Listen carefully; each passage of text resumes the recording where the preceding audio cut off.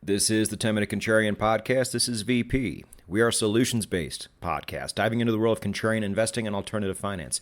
You can find us hosted on the No Nonsense Forex YouTube channel, nononsenseforex.com, and podcast players everywhere. Episode 135 is brought to us by Bybit. Now, as usual, Bybit has a huge promotion coming out. I'll just go ahead and read it off to you. Gear up for the adrenaline rushes. Trade Masters Grand Prix Series 2 is now live. Seize your share of the total prize pool of up to $2.2 million USDT and more rewards. So this is a derivatives trading contest. And those of you who are with Bybit right now, go check your portals for the actual prize breakdown, but they have other things there too. It goes on to say, but wait, there's more. We're offering trading funds rewards, lucky draw rewards, which means you get something just for showing up, deposit to earn rewards, and introducing new VIP perks for you to seize. Don't miss out. Now understand, none of this applies to you unless you have signed up, deposited, and are actively trading on Bybit. And you're going to want to do so because, as we all know, with Bybit, membership has its rewards. It is the 10-Minute Contrarian Podcast, and welcome to the 2024 Crypto and Metaverse/Gaming Predictions episode. We'll have one to go, and that will be next week on energy. But for now, it is time to talk crypto, because I think it's just an appropriate time to do so. We are currently basking in the afterglow of the Bitcoin ETF approval. That really was dominating the entire crypto news cycle for pretty much all of Q4 2023. And we finally got the approval, and everyone who participated, everybody who signed up, got to play. Really interesting there, too, to see how that whole thing is going to shake out. I think we've actually already lost one. Correct me if I'm wrong, but I think Van Eck has dropped out due to poor initial performance. Very interesting and very sad, too. I really like Van Eck as an issuer. I like Jan Van Eck. I think he's a visionary in the field. I've always thought he was a real solid dude, and out of all of the ones to potentially drop out, that would have been the last one I would have wanted to see. But either way, in terms of inflows, it has gone about as expected.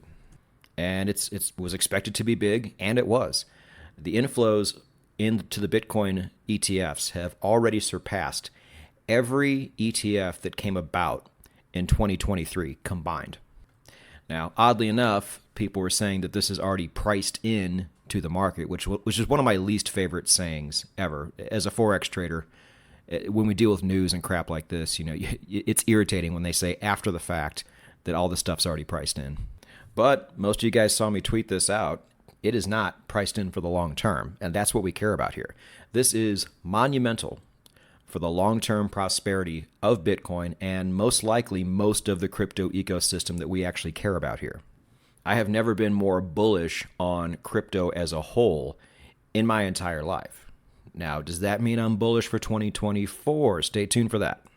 But what's interesting is, I wrote a blog on this too, there are probably 4 or 5 scenarios that could have happened with the Bitcoin ETF, and one of them did occur. You had an initial pump. We got all up to $49,000 USD on Bitcoin, and then just a complete adrenaline dump, as we are now currently trading right around, let me look, 41,500. I didn't really have a prediction on what I thought was going to happen. I did think they were going to get approved, and that happened. But what happened afterwards was, one of those scenarios. And I guess it makes sense. You do, again, have that big adrenaline dump where all this excitement builds up, and then it finally happens. And, if it didn't immediately shoot up to 60, 70,000 or shoot to new highs, then it's like, okay, well, it's here. So let's just go ahead and take our profit that we made on the run-up. These things are almost completely out of the news cycle now, and Bitcoin has been dropping, and altcoins have been dropping more.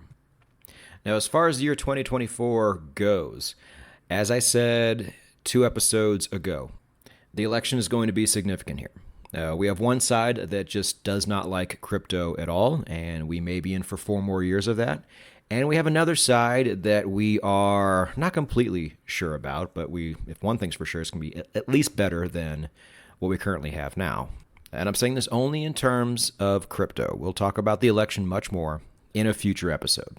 But expect there to be some correlation in the crypto sector as polls come out and things like that. Now, if there is a recession, and my prediction turns out to be wrong for 2024, expect that to have some impact as well. It always does. And as we've always seen up until now, because there has not been a decoupling yet, what happens to Bitcoin will likely determine the future of the altcoin market as well. But the best news about the ETFs in my mind is two things, really. It gives us that avenue for institutional money to come in, which is, I've been saying it for years, is the one thing we really need to approach new highs down the road. And second, it gives Bitcoin some real legitimacy. We have proven to the TradFi world, not only is it now a player in this game, but when all of that money poured into it, it also gave us that social proof that said, hey, look, not only is this thing legit, but people actually want it. And by the way, the really big whales, the really big institutional money has not entered the game yet. That was mostly retail money jumping in early. Now, if you didn't know, Larry Fink of BlackRock has expressed his desire for an Ethereum ETF, and others have also applied for an Ethereum ETF on the heels of this. So that could be a narrative going into 2024. If I had to make a prediction on that, I don't think we will see this in 2024. We're dealing with something very different here. If you thought Gary Gensler hated BTC, he really hates Ethereum. And even people in the crypto world are like, look, you can't really manipulate Bitcoin through the use of ETFs, but you could absolutely manipulate Ethereum. Now, I don't know exactly how that works. That's above my pay grade. But I found that to be an interesting side bit. So 2024 should be super fun.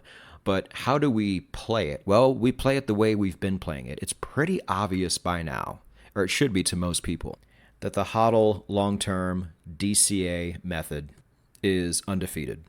And that's how we do it here on the show. And do not forget to take profit. So if you don't follow me on Twitter, one, you should. Links down below in the show notes. Because two, I am very open with the moves I make in the crypto market. And the first place I notify people is on Twitter. So just in case it was going to be up only after the Bitcoin ETF approval, I went ahead and added on positions to Polygon, Matic, and onto Aave.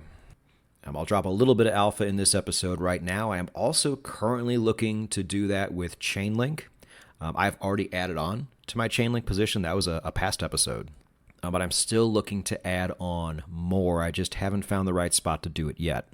As to my reasons why, that might be a separate episode or a blog post or something like that, but that's currently what I'm looking at right now. I want even more Chainlink. I want as much as I possibly can, to be honest. And if it becomes my third largest position next to Bitcoin and Cardano, then I am 100% fine with that. And by the way, I will be sharing my opinions on the top 10 cryptos in a future episode, just in case anybody's wondering. But one of the biggest things I did also during this time was take profit on my AVAX positions, Avalanche. Avalanche caught quite the bid. A new narrative came out that we knew from the start, that it was going to be a strong blockchain for gaming, and that took it past 4 times where my initial investment was. So I took profit just over $45, and just like what happened with the other 2 take profits that I was very public about ever since I've really been doing this on Twitter, so Trust Wallet and Polkadot, not soon after, price immediately fell. Funny how this always happens, no? As I record this, Avalanche has fallen all the way down to $32.40. And it's not super surprising that this happens. Every time I've taken profit has been when these things shoot up a lot, really fast. And so it's no surprise that they pull back soon after, but the point remains. Even when you don't want to, and nobody was wanting to take profit on Avalanche back then, you still have to. Contrarians, I'm going to say it again. Most of the crypto I buy is free. It is purchased with money that I have made by taking profit. It's awesome. If you can set it up, and I've shown you how to do this, by having multiple streams of income and by keeping your overhead low while still living a good life, which was an entire episode on this podcast itself, you can take profit on crypto and not have to put it towards anything else except for more crypto. And almost everybody who listens to this podcast is long-term bullish on the crypto market. I know there's a few of you who aren't, and that's fine. You're completely allowed to think that way. You're allowed to disagree. But I would say a good 95% are probably long-term bullish. So why would you not want to buy more crypto now? And you do that right when you make that purchase of a crypto token. You say, okay, and you write it down. You put on a spreadsheet, I'm going to take profit at this point. And then when it gets there, you actually do it. And that's the problem with most people. They don't execute. Right or wrong, I always execute. And that's been my superpower so far. So I just want to take some time in this episode to remind everybody of that. And believe me, this won't be the last time I mention it. So, on to my 2024 predictions for Bitcoin and the overall crypto market. After this, I'll be talking about gaming and the metaverse. So if that does not interest you at all, you may tune out afterwards. But my 2024 prediction for Bitcoin is bullish, and I can actually say this with confidence. Which also means most of the altcoin market that we care about and the positions that I currently hold, I expect to go up as well. Looking at a year-to-date chart on Bitcoin, it's only sitting a little bit higher than we currently sit right now. It's at 42,622 for January 1st, 2024, and I would expect that total to be surpassed by December 31st of 2024.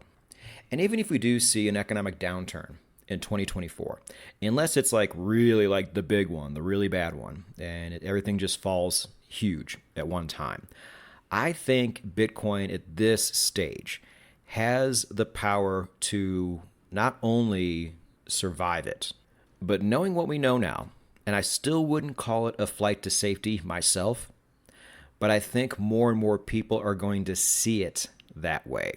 And, younger people over time, they start to make more money, and younger people, if they have a flight to safety, they're going to go to cash, but after that, they typically don't go to gold. They go with what they know and what they're more familiar with, and that might just be Bitcoin this time around.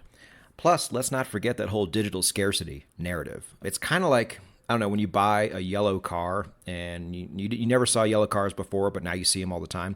For some reason, after I put that episode out, I'm now finally seeing people catch on and mention the fact that there is only 21 million Bitcoin, probably far less than that.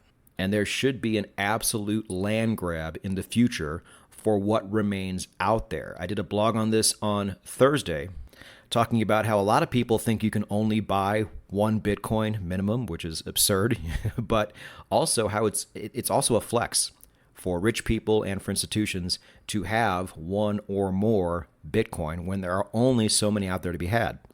If this was just some kind of collectible, it wouldn't be a big deal. But we know this is the future of money itself. Globally, it is an absolute phenomenon, and the Bitcoin ETF inflows prove this. The unserious people have been on board for a long time, but now the serious people are on board.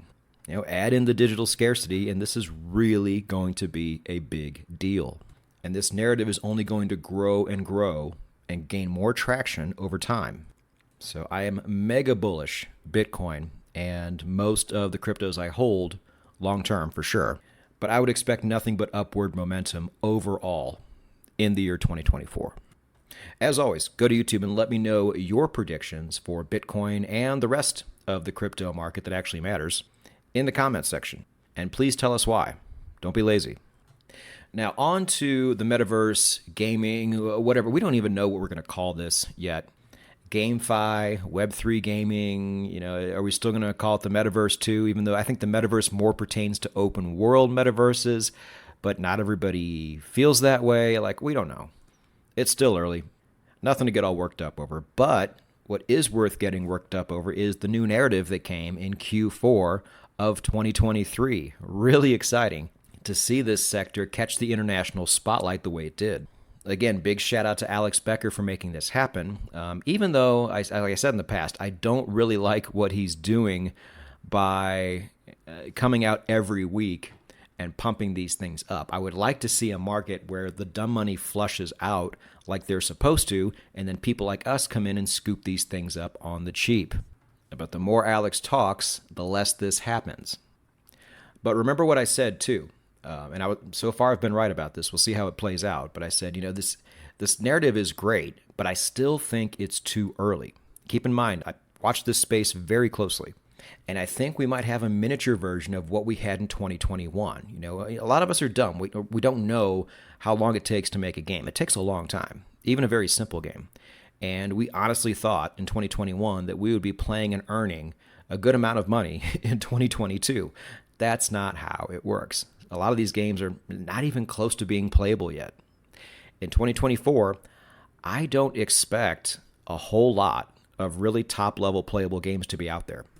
I expect some titles to come out, and there's going to be fanfare around those titles. But the moment we're waiting for, where you start having all these influencers on YouTube saying, I've been making $500 a day by playing this play-to-earn game, that it's not going to click with most gamers until narratives like this really start to proliferate, because we know it's going to work. Axie Infinity was a great model. It was a really basic game, and not a very exciting game, but you could make money playing it. And because of that, it absolutely exploded. A very basic, low-level game exploded because there was real opportunity to make money. And to a lesser degree, DeFi Kingdoms, the same thing. DeFi Kingdoms looks like, you guys remember Dragon Warrior? It was the most basic-looking game ever. And even that caught a bid for a while because people were making real money playing it. Now imagine games which are very similar to things like Call of Duty and Pokemon and Dota and Teamfight Tactics come out, but instead of doing nothing but shoveling money into it and getting nothing back, what you make and what you earn becomes yours. And you can not only make active and passive income by way of gaming tokens, but also by the NFTs you make and the NFTs you can buy and sell. You can't tell me that over time that is not going to become appealing to most gamers, regardless of what they think about it now. Remember, they didn't want to download their games back in 2010. They wanted something they could actually hold. Not even a year later, everybody was downloading their games. People hated freemium. They hated it with a passion. But not even 1 or 2 years after that, the largest games in the world were adopting this model and being very, very successful with it. So I don't care if people don't like this idea now. I don't care if you don't like this idea now. I am mega bullish on it for the future. But in 2024, I think we're only going to see a few real titles come out. And I think the media is probably going to focus more on the mistakes or the fumbles that these titles make along the way, because the first ones out are always going to be the ones that make the mistakes for the other games to come in and learn from, just like Axie Infinity did. As soon as the value of their token dropped and it became no longer economical for people to play this game, then everything completely fell apart and crashed. The key going forward is to make a fun game that you can also make a lot of money from and have sustainability. And we will see that. So this narrative comes about, everything pumps, and now they're pulling back, as I predicted. The narrative itself has not changed. All the excitement should still be there. The only thing that has changed is the price of some of these tokens that you probably wanted, but ran away from you. Or, in our case, larger cap tokens like AVAX, like IMX, like ILV. And there are other large layer 1s and layer 2s that are going to play a large part in this whole move as well. I fully expect Polygon and Ethereum to be right there too. I expect BNB to be there too, for what it's worth, even though I don't own that token anymore. I expect Chainlink to play a part. And Solana is certainly going to be there too. So there are a number of ways you can play this, but I will say I think 2025 is really going to be the year where these things take off. I hate making time predictions. You guys know I'm always too early. But my only real prediction for the gaming sector, the Web3 gaming sector in 2024, is this is probably going to be your last year to get in. Because once this thing really takes off and this ecosystem starts moving and people start earning and it becomes the new way people choose to play games, I mean, we're talking about a $480 billion a year industry here, contrarians. And if we are right, you can still get in very cheap. Now, to round off the show, a quick update on the three Web3 projects that I'm deepest into. Illuvium is expected to fully come out in spring 2024. I don't believe that. They never hit their deadlines, so I would expect more summer, maybe early fall. but they really are shooting for 2024, which is exciting. This is the first AAA release to fully come out in the Web3 sector. There are many different ways you can participate in this. Like I said, you can just go passive and buy the ILV token. You can stake it for revenue distribution, which I think is very exciting. I will definitely be doing that. Or you can buy land NFTs, like I've done, because people are going to need fuel to play the game, create shards to actually trap the alluvials, and craft weapons and armor. And all of that is going to be produced by landholders. That's only scratching the surface of what you can do. And right now, you can get most land in Alluvium for less than the cost of what I paid for during the initial Dutch auction. Just saying. Not financial advice, not a recommendation. But I'm happy to be in. Super excited. Cornucopias on the Cardano blockchain they are moving along really fast. But I still don't expect this to be a fully playable game until 2025. But again, you can invest in the token, ticker symbol COPI, which is currently available on 2 blockchains, Cardano and Ethereum, so you can pick here. Or you can also buy land in this game. You can buy racing vehicles. You can do all sorts of stuff. And again, 2024 might be your last chance to really get in at the price you want. Cardania on the Cardano blockchain is going to be the other one. This is something you can already play. I've been playing and earning in this game for over a year now. Cardania is going to be many different games. The strategy game is already out. But what I think is really going to move the needle is the card game. I've become friends with the founder over time, and I keep telling him, you need to push this card game out. There are so many card games coming out in Web3. IMX alone already has 15 or 16 in the queue. You have the chance to be an early mover here, and early movers have done very, very well. Gods Unchained, recently Parallel, which is a decent card game. It's not great, but there's an absolute demand for these things. And right now, if you want to play, you can get the cards very, very cheap compared to all of the other Web3 card games that are out there. And as is often the case with Cardania, every NFT you purchase has multiple uses. Now, their native token, ticker symbol RAD, has dropped a lot. There was a couple whale wallets that just had a lot of this token, and they dumped. But to me, that's one of the few things holding it back right now. And when we see this card game come out, and if it can also make the price of the token go up as well, to me, there is no bigger bang for the buck out there. And the community is super awesome. And I get so much free stuff just by staking my ADA into their staking pool. I love it. It's awesome. I love this whole space. I can't wait. I love crypto. I love Metaverse gaming. Bullish on all of it. Definitely bullish on Bitcoin and the crypto ecosystem in 2024. Happy to share these predictions with you. Let's effing go. As the traditional markets have now proven, when it comes to this whole cryptocurrencies thing, we were not crazy. We were just early.